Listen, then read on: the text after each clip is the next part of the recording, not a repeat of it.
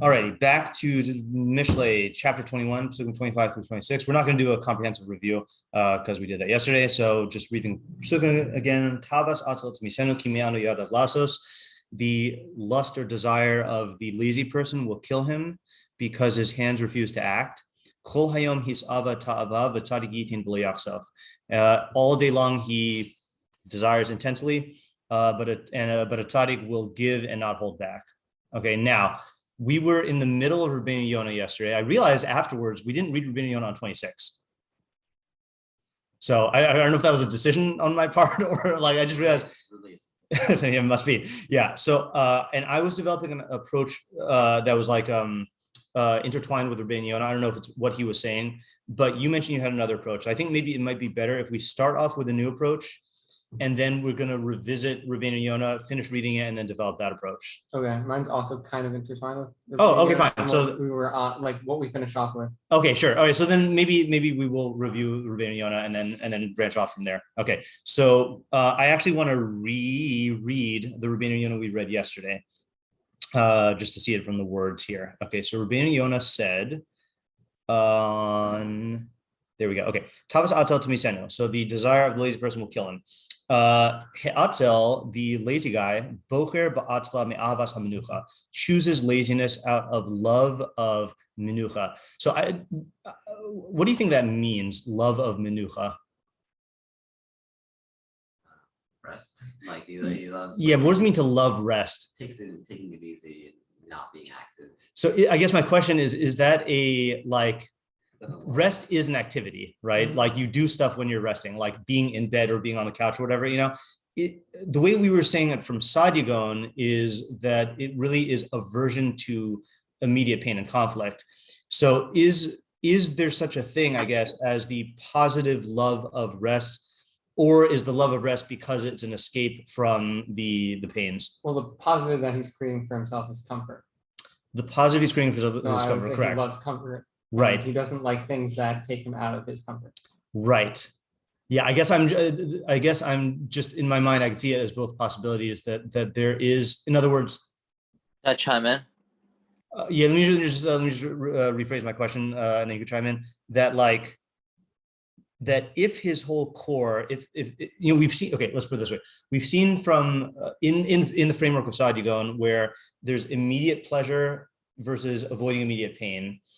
We've seen that the atzel is on the avoiding immediate pain. Now, if you're in a state of comfort, then you are not facing immediate pain. So comfort is like a haven where you can like retreat to be in that state. So he loves that state, but he loves that state because it doesn't have the negative, Or do you say that there is some sort of like, is there a positive draw to that state that he would be drawn to?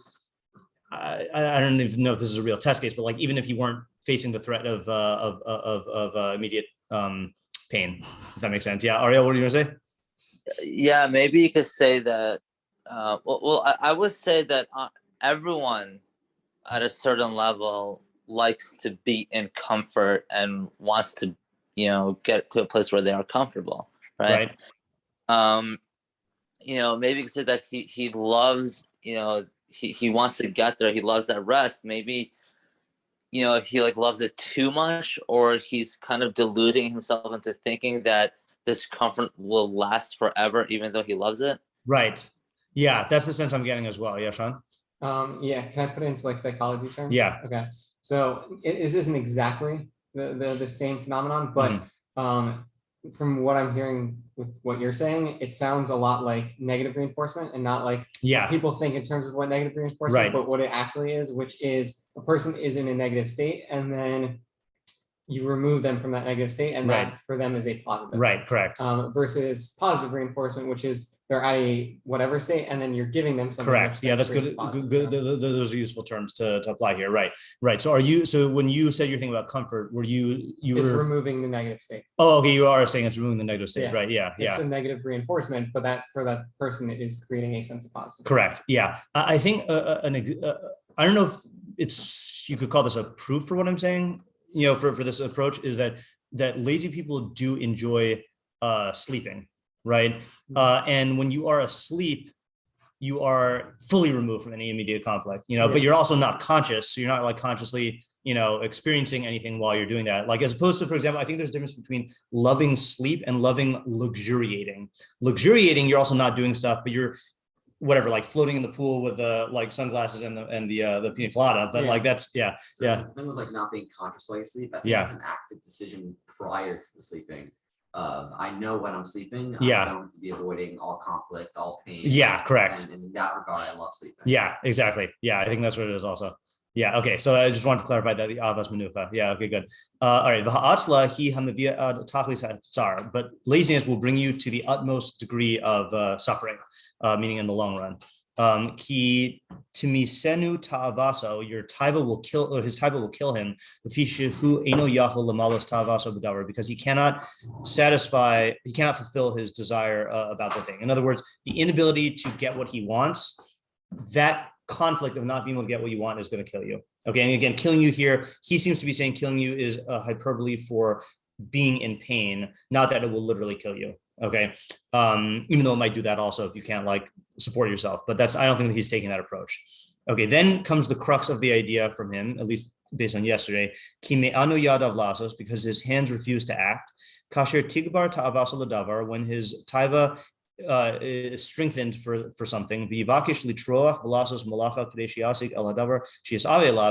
he wants to work to do malacha in order to get the thing that he desires. His hands will refuse to act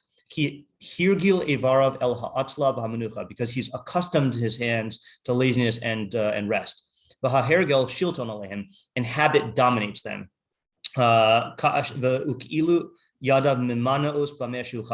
It's as if his hands are refusing to do what he wants, right? Like they almost take on a life of their own. I want this, but my hands are preventing me from doing this. Al derech mashakasu binyan hazrizus, like the opposite of which is said by diligence with the Eishes Chayil, batas b'chifetz kapeha, her hands work with desire. Kikasher hurglu he'evarim lizrizus, once you've accustomed your hands to zrizus, I think we said alacrity is the better term than alacrity. Like get up and go. Like I can just being gung ho about it. I can just translate my will into action like without any effort. That's what zrizus is. And the work is not heavy upon them. Then it appears as though desire is found in the hands. Okay, so that's what we read yesterday, right? And then What was that last part? I mean, then it appears. So like if you see someone like the imagery I'm getting here is like, let's say there's certain people who just are always eager to help out, right. So let's say like they see you struggling with something, like some sort of task, and they're like, oh, what are you doing? And you're like, oh, I'm trying to like get this done now. And they're like, oh, let me help. And they roll up their sleeves and then just dive in. It looks like their hands are desiring to get to work, someone who is just, as opposed to you see them struggling, it's personifying the hands. Yeah. And then we said one more move yesterday, which was commenting on the under theme, right? Which is that the cluster of pasukim we're in right now was talking about people who fail to exercise impulse control in areas where impulse control is tested frequently, which is namely speech. And we theorized that if you get into that habit of not controlling your what you say and what you eat, so you could branch off into one of two realms. One is the realm of the leitz, where you create an entire counter personality to justify your failure to exercise self-control, and that results in bad-mouthing others and avoiding productive work and like making fun of virtues per se, and like being aggressive and you're projecting all of your inner aggression outward. So that's the leitz. And then the other one is the atzel, and that was like the last thing we said yesterday. So take it away. So my thing was on that last part. And I think it fits in with what we just said in terms of Rabbeinu Yonah, in terms of the positive versus negative reinforcement. Mm-hmm. So I'm going to present a whole horseshoe theory. So, I think that I don't know what that is, but it sounds really good. The horseshoe theory is where people start off at the same point. Yeah. Right. They go completely two opposite directions. They get very, very far from themselves. Yeah. Right, as they progress. And then at a certain point, they come back towards, and they end up being very close. Okay, but not a circle. Yeah. But they're not at exactly the same point. Through a different method. Yeah. So there's an initial point. Wait, hold on just 1 second. I have to see a horseshoe. No. I have to we have some visualization impaired people in shiur. So a horseshoe. Oh, that does not work. Yeah, let's just look at a picture of a horseshoe. No. We have to show it to the people who can't see things in their mind. Horseshoe, not horseshoe crab. That's a different kind of theory. It's just I appreciate your commitment to diversity, equity, and inclusion. Okay, good. Thank you. Yes, so this is a horseshoe, right? So they start off there, right? And then each of them goes away from each other, but then they circle back to be coming closer to each other. Yeah. I thought it was on the opposite. Yeah, me too. Start there and then you go to opposite. Ah, there you go. See, it worked. We need to clarify. Yeah. Yeah, we all know what a horseshoe was. Yeah. Okay. So, right. So just moderating a little bit what we said with the leitz, right? So I'm gonna, instead of like just impulse control, yeah, right, I'm gonna say in a more like positive sense, which is that there's a sense of instant gratification, that each of them are going towards, and that their impulses are going to then tell them this might not be the best idea, right? And then they need to silence that voice within them in order to, so that they want to go towards some instant gratification. Okay? So now there's two types of instant gratification. Okay. There is the positive reinforcement, which is I'm going to create certain positives for myself, or which is going to be a net positive for them. And there's the negative reinforcement, which is where there's some negative that they're experiencing. They remove that negative from themselves, and then that creates a positive within them. Okay. And that's I'm gonna say is the dynamic shift between the leitz and the atzel. Okay.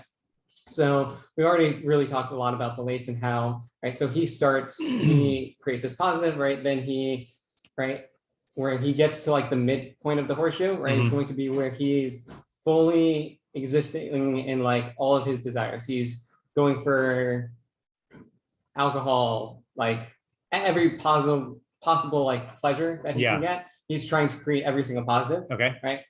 And in the end, right, because that's going to create this edifice for him, because now he's silenced his part of himself, and because he's spending tons of money and it's not a sustainable way of living. So then he's going to shift to the final stage of the horseshoe, which is like where you have no financial liberty, you're a bum, you can't really do anything, and you have to continue to justify everything, and that's going to keep you in that spot where you're not being a productive, like where you are at the point of a drug of society. Okay, that's the end of the horseshoe.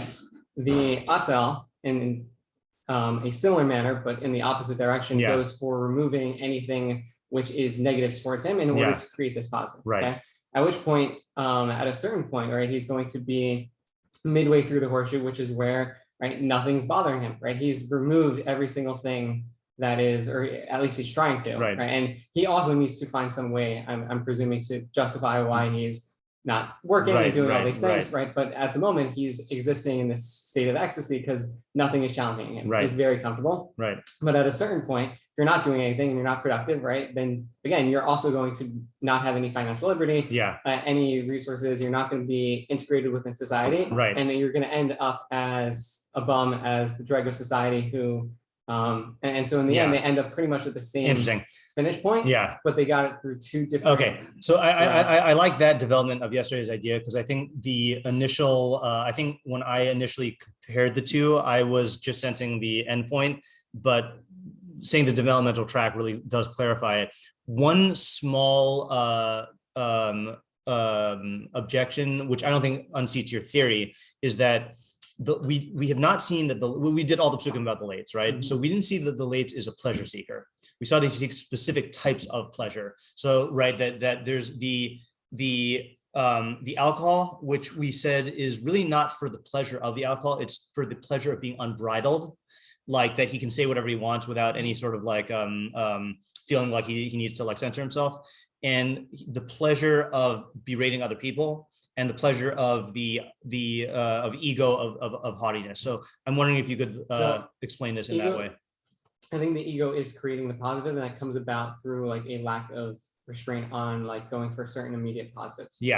Right, which that's the initial thing that starts it for him, right? Is that he wants to say whatever he wants and do whatever he wants. Right. Which is for him creating a positive.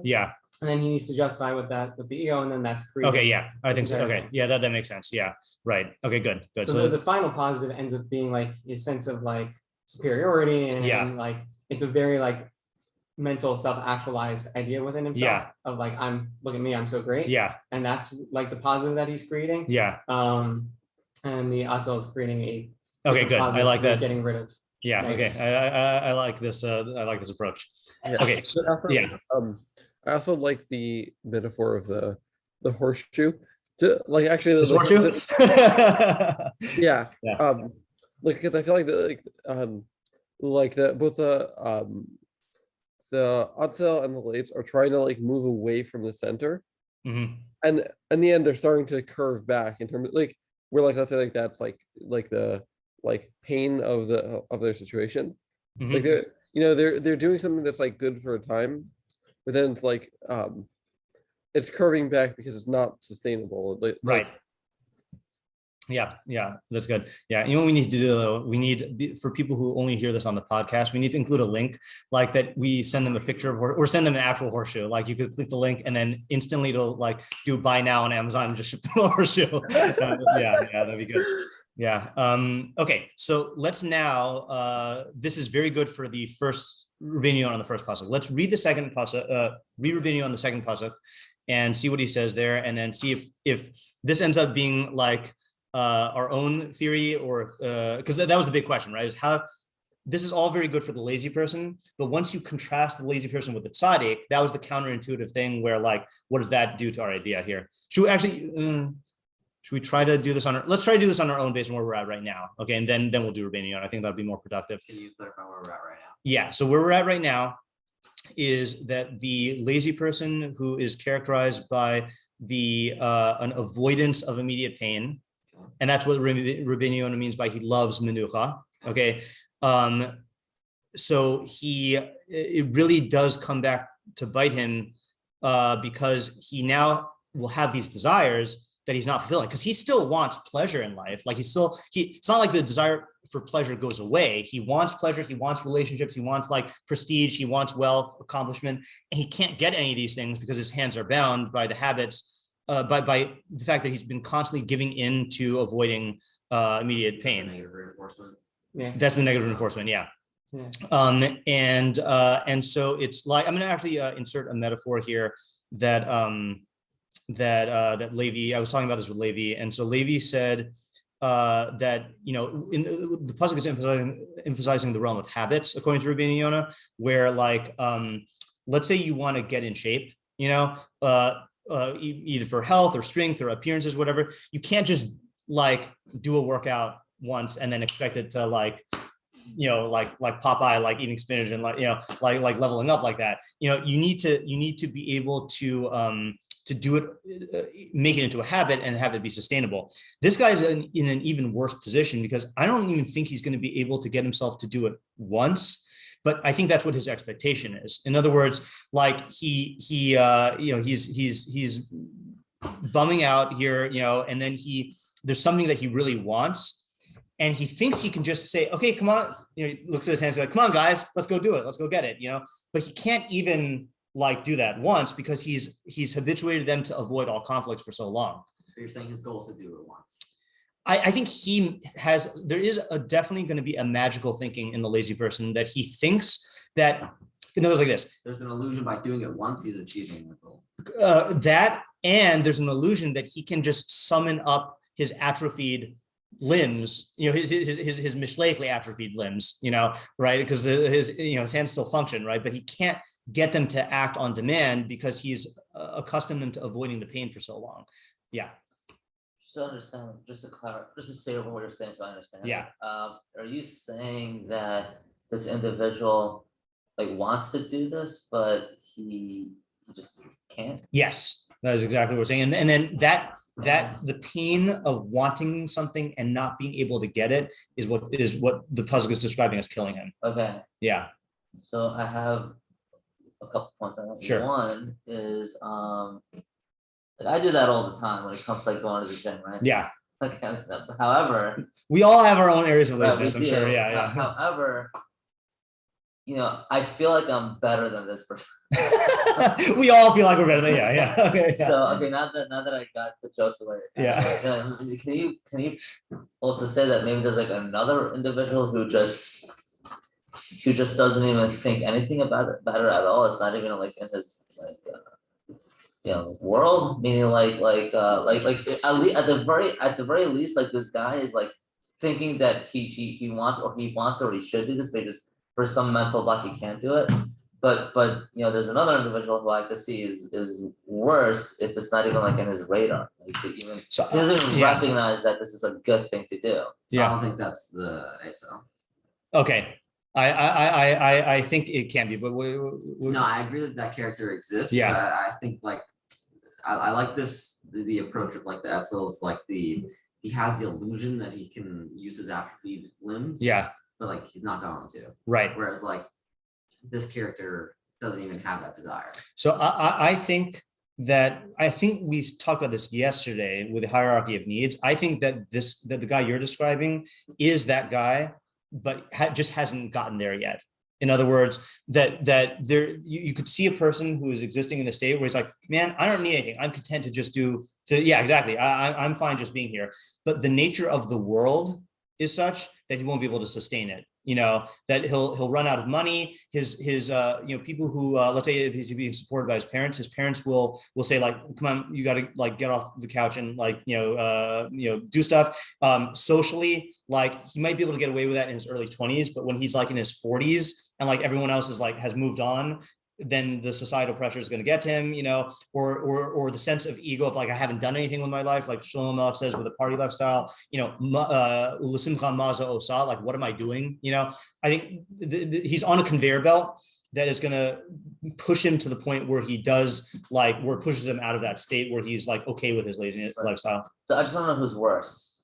Like an individual who wants to do it, but just doesn't do it for whatever reason, or is that it doesn't even recognize that it's a good thing. It sounds like you're saying it's the same person. Well, it is the same person, but at what state is he worse off? In terms of the spectrum. I think he's worse off before because he's deluding himself more. Before he gets to the state of pain. I think the pain, just like any pain, like physical pain, is a sign that there's something wrong that needs to be addressed. When the guy is not feeling physical or not feeling psychological pain, he's just not going to move. The guy who is at the point in our pasuk where he's like all day long aching with a desire and feeling pain, at least that might prompt him to do something about it. I just want to make sure we're talking same language. Before it means that he doesn't recognize it, or he does recognize it? He does not recognize it yet. Yeah. I was just like on that, like he's so delusional and so far removed from reality that it doesn't even recognize the pain. Yeah. Whereas this person is like in reality to some extent where he realizes the pain. Right. Exactly. Yeah. And again, it's funny because like, it's not funny. It's really sad for him, but like pain is it's funny. Pain is the one thing that can get him to act, right? Like that is his whole way of acting is immediate pain. So the good thing about the situation he's in is if it gets bad enough, theoretically, he'll have to do something because of his laziness, His whole approach is to avoid immediate pain.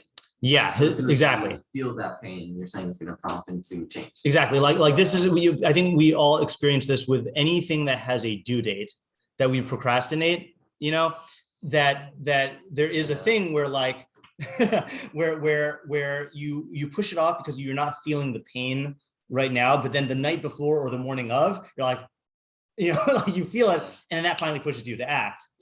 Yeah.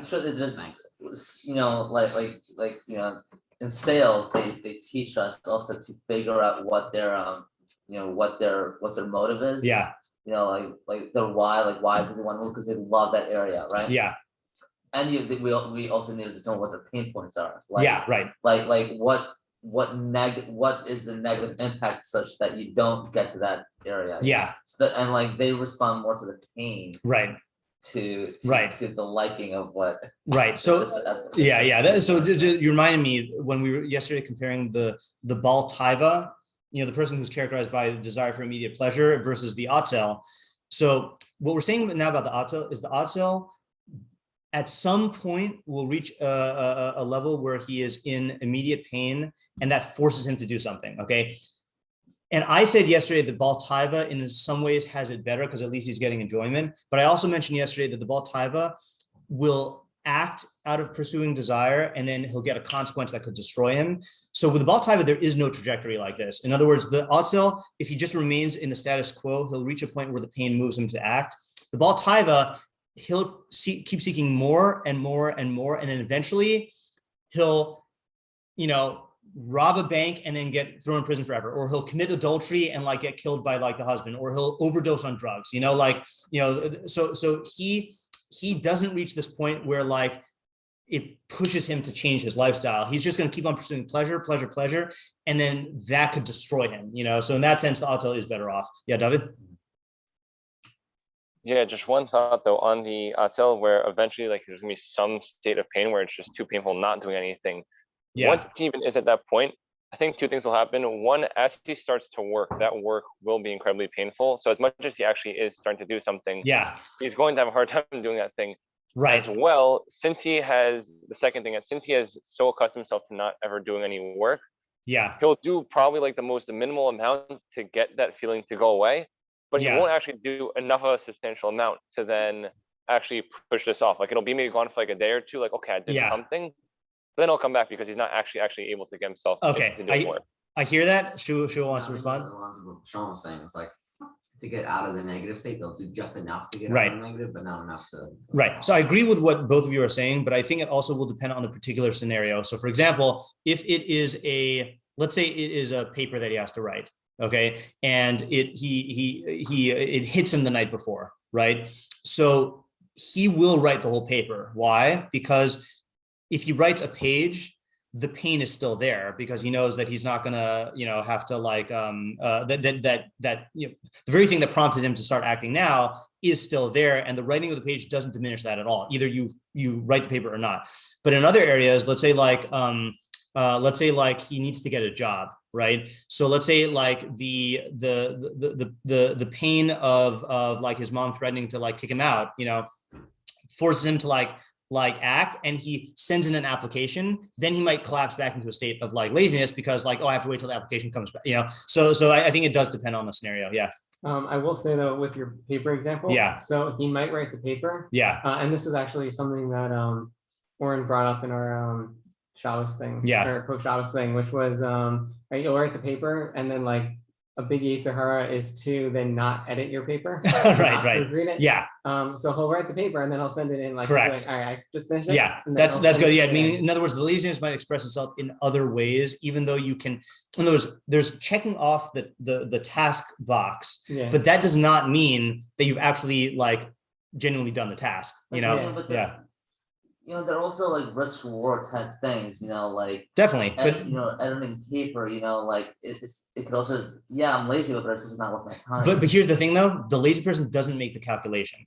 His calculation is immediate pain, no thanks. Like he's not actually like, because for example, let's say he turns in the paper unedited, okay, and doesn't do a chacham who finds himself in this state, okay, right, through whatever causes, right? Like let's say like he misread the due date or whatever, we'll say, okay, if I were to get less than a 90% on this, like the only way to save my grade is to get a 90% or above. And if I don't get a 90%, I might have to retake the course, so then that'll prompt him. The lazy person's like, I did it, right. So I don't know where I would fall in this case because when I was in college, my professor came over to me one day and he was like, Ariel, I think you could do better on your paper. And I'm giving you an opportunity to redo it. And it's like, you only got an 85. I'm like, I'm happy with that. I'm not going to do it. No, there's definitely a point of my energy. Right. There's definitely a point of diminishing returns, and like you have to make a choice about what to do. But I think the lazy person is just not going to think that way. Yeah. Even engaging in the cost benefit analysis is painful to him, because it brings up the possibility that he might have to do more work, and he just doesn't even want to face that. Like I'm done with it already, Okay. So now what we were going to try to do, so that catches us up. So now the question is, what does the tzaddik half of the second pasuk do for us? So tzaddik will give and will not hold back. Our questions are, what does he give? What is he giving? Who is he giving to? What does it mean that he doesn't hold back? And how does this contrast with the lazy person? So what I just to repeat what I said yesterday, but I'm fine like modifying it here, is that just as the lazy person doesn't give to himself, he's not satisfying his desires, he's prioritizing avoidance of immediate pain. The tzaddik gives to himself, meaning that he will actually satisfy his desires. And the reason why he can exercise no restraint, whereas an average person who exercises no restraint is going to destroy themselves through desire. The tzaddik, though, is someone who is focused on the needs of systems, both his internal system and the external system. So he has cultivated the habit of giving, supplying needs to whoever he's interacting with. So there's no resistance to him giving, and there's very little danger of him going overboard. So he just has the opposite of the lazy person in those two respects. But the question we ended off with was, I don't see why you need to go all the way to the tzaddik to say this. Just talk about the person who's a chacham or who is who's diligent. Yeah. I don't have this worked out from A to Sure. B, so I'm gonna just bounce all the ideas. Yeah. Okay. So I think this actually works within something that I think you told Avi, like what's best for you is best for me. Like that idea. I don't remember, but go ahead. Okay. Yeah. So What's good for the bees is good for the hive. That kind of thing. Are you talking about system or individual? Okay, I don't know. Yeah. Okay, so the lazy person doesn't give any energy to do anything for himself. He doesn't do anything for himself, and then therefore he can't do anything for other people. Okay. Right. That's a good inroad. Yeah. Right. The tzaddik, on the other hand, gives himself the energy to act. He acts on himself, and then he doesn't withhold that energy for himself. He also acts for other people. Right. So whereas the lazy person is not just impacting himself, where he's coming down, he's not in a place where he can do anything for other people. Okay. Where tzaddik acts on himself, and which allows him to act. Okay, so that's a good approach, and I think that is going to be in line with the Rabbeinu Yonah. And I do agree it needs to be developed, because I think the thing is what is the subject, like, I'm still bothered by my original question. In other words, we're treating this as like one big pasuk, right? Yeah. 3/4 of the pasuk is devoted to the fact that the lazy person is in a state of pain from unfulfilled desires. And then, Shlomo, it's true that the tzaddik can like act for others, but what does that have to do with the subject? I feel like I'm not grasping the overall subject that would like encompass this whole thing. What was his approach? His approach is like this: the statement on the airplane that like you have to put on your own mask before you can help others. Yeah. So the tzaddik takes care of his own needs, which in turn allows him to take care of other people's needs. The lazy person can't even take care of his own needs, so of course he's not going to be able to help others. And that's why I used the word yesterday. He is a little parasitic in that way. That in order, he's not supplying his own resources to be able to live, so he's just going to be mooching off of others until they like refuse to. No question was about the why. My question is, I don't feel like I have a grasp of the subject matter that these are both opposites within. Didn't we answer that question yesterday? Remind me. By saying that you can a chacham can also be lazy, right? However, the tzaddik is on the other extreme, like versus like lazy person. The tzaddik is or was it the tzaddik could also do? I think you asked me if the tzaddik could be lazy. Yeah. Yeah, because that was a hierarchy. Yeah. Like the tzaddik. My God, I know I gave this answer yesterday. Well, I just want to. I don't remember, but I'll mention something that I was thinking about your statement afterwards, and maybe this will jog your memory. It is funny that there's a quote I heard from some CEO, or not heard. I read this in the Tim Ferriss book. That is like always. This is kind of tongue in cheek. Always hire lazy people because they'll find the most efficient way to do something. So obviously, like. It's not talking about this type of lazy person, but there is if laziness is defined as avoidance of immediate pain, okay, and frustration, then if you are not lazy as your entire personality, but you can exercise laziness in like a targeted area where like, I don't want to have to deal with this like minor annoyance, so I'm gonna like preemptively like come up with a way to like avoid it. That could be positive. In other words, the avoidance of immediate pain is something that if it's contextualized in someone who's a tzaddik or a chacham who's like thinking systemically or long term, then it could be beneficial. I don't know if that helps you at all. Yeah, sure. Yeah. So on that point, it seems for me like it's the difference between being responsive or reactive. Okay. Right. So the person who That's good, is being reactive, right? It's like they're on auto, like the stimulus comes of negative, right. and like they don't even think about it, right. they just avoid it. Versus right. the person who recognizes that there are certain problems out there in the world. Yeah. And in order to make sure that they don't interfere with him because he knows that they're going to be a problem, he creates a plan. He's responding to the things that are out there before they come. Yeah. I want to add an example before I go on you is so this is a thing that I used to get into this mode where the most frustrating time of year as a high school teacher is when you have to do grades, because you have to calculate all the grades and you have to write all the comments. So I used to procrastinate by writing articles. Like I would not want to be involved in the drudgery of doing grades. So I would do something else to feel productive and to be productive so that I could avoid the immediate pain of doing this, which is funny because I think that is, I was being reactive, but I guess I'm giving this more an example of what I was just saying than what you're saying. I agree with your distinction though. Yeah. I think it's aligning with Sean said. Yeah. It's a different wording. Going on the withholding thing. Yeah. So I think the entire pasukim or pasuk for being as one is he's engaged in desires all day. His laziness is gonna kill him. He doesn't do anything with his hands. And then Tzaddik doesn't withhold, he gives, right? I think it's going on every single point.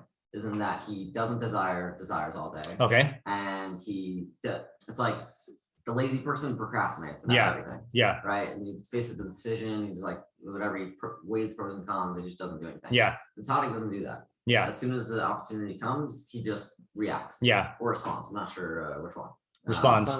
Responds. Yeah. He just does. He doesn't withhold. And then in that way, he doesn't desires all day. Yeah. Just whatever comes to mind, whatever comes to opportunity. Yeah. He just capitalizes on it. Okay. I think that's what the Rabbeinu Yonah is going to say. Let's do the Rabbeinu Yonah now. Okay. I think he has a different emphasis, but I think he makes that thing that you said is the opposite of all three parts. I think that's what Rabbeinu Yonah says. Let's see.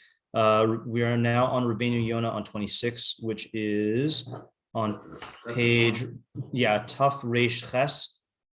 What's Nachmiash? That's the Nachmias, who is another Rishon who will paraphrase other Rishonim and will also do Midrashim. So it's not Rabbeinu Yonah. So Rabbeinu Yonah, is right under Rashi. Yeah. Okay. Kol hayom hisav tava. All day long he desire. Al tadabe b'nafshecha. Don't imagine in your soul ki tavas atzel b'mikre she'enu matzoi. That the atzel just has a desire infrequently and it is not common. Okay, in other words, it's not just that if you just read the first pasuk, you might think to yourself, oh, when he has a desire, it will kill him. But when he doesn't have a desire, then it won't kill him. He's saying, no. He says, V'chihu miyash es libo mikol mishalosav achreishim rechokos mimeno alkin lo yasmi tavaso. This is part of the Havamina. V'chihu miyash es libo mikol mishalosav. Once he gives up on achieving all of his wants, since they're distant from him, alkin lo yasmi tavaso. Then he won't have a desire anymore. In other words, don't think that the lazy person goes like this. I really want this, but I can't have it. Okay, I'm good. Right? Don't think that that's how it's going to be. That's not true. About whom he's going to have even more desires than other people. All day long, he's going to desire desires. In other words, quantitatively and duration-wise, he's going to have more desires and he's going to have them all day long. Okay.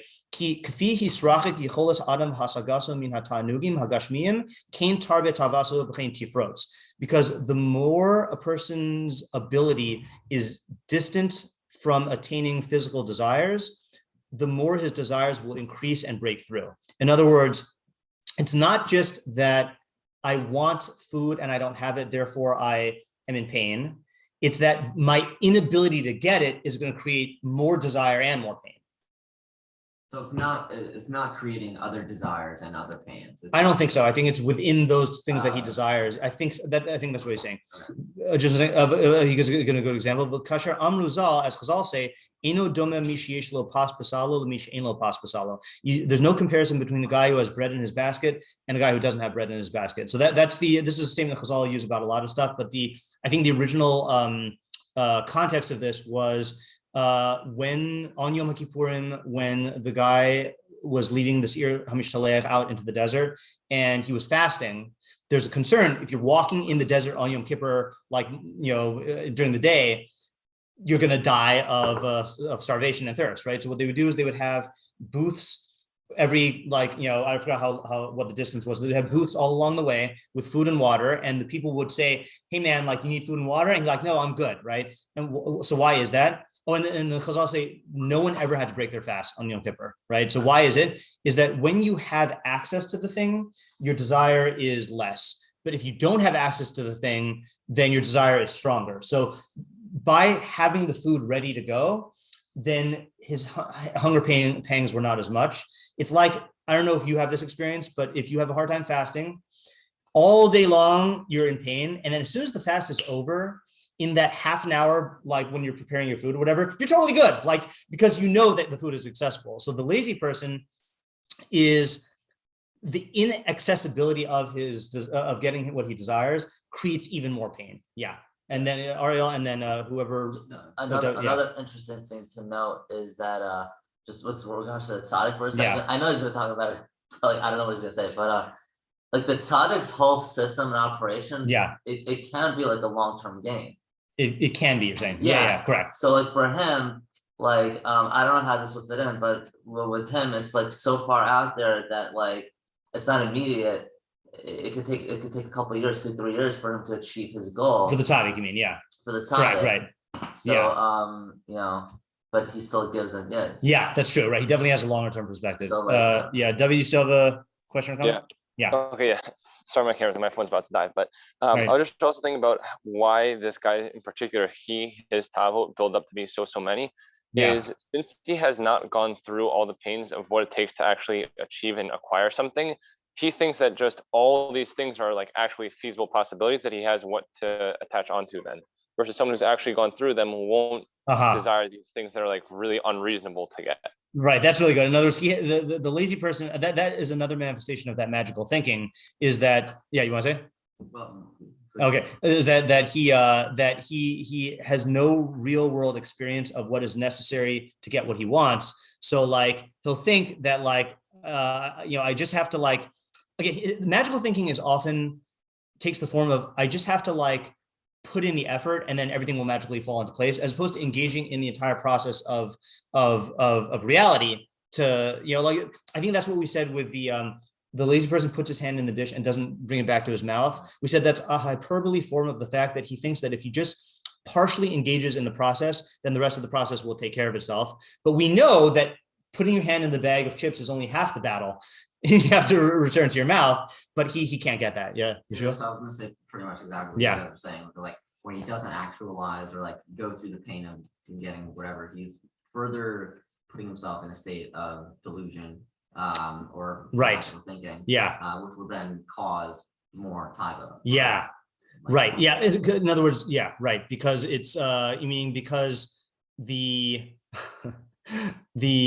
once you're in the headspace of magical thinking, anything is possible. The amount of delusion is proportional to the amount of failure. Right, that's a good way to put it. Just in the interest of time, let's read the last part of the Rabbeinu Yonah, but we'll have to wait till tomorrow to analyze it. The tzaddik will give and not hold back.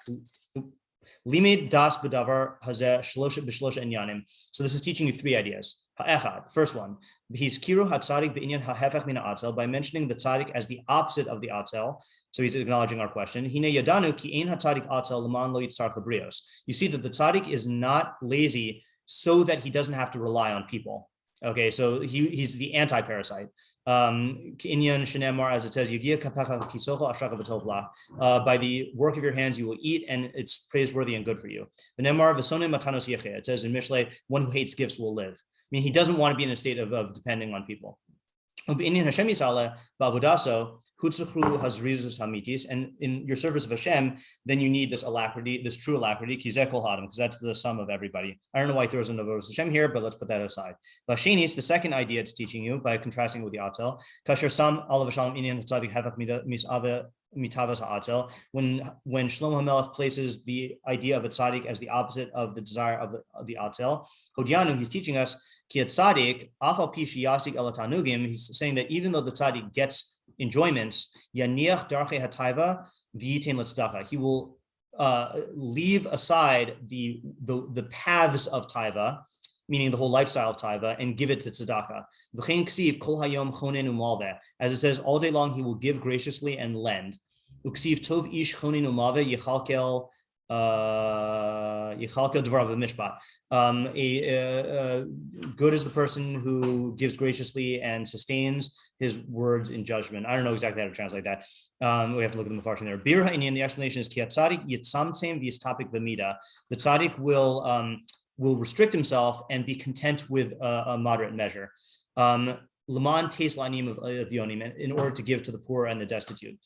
Vashlishis b'amro v'lo yachsoch. The third idea is by saying he doesn't restrain or withhold. Hodianu, this teaches ki afilu nasan kama pami b'yom, even if he's given a few times a day, lo yimna min ha'ani ba'es sheyishal mimenu l'chalchlo l'farnasa. He will not withhold when the ani asks him for sustenance. Kasher kasuv otim ozna mizakas dal gamhu yikra v'lo yaneh. As it says in Mishlei earlier, one who shuts his ear to the outcry of the poor, he too will call and not be answered. So he's making the same move that you're making, Yeshua, with matching it up to the three parts of the atzel thing, but I think in a slightly different way. But we have to leave that for tomorrow. Okay, one more day. Yeah. Okay. Let's continue. Thank you. Yep. Thank you.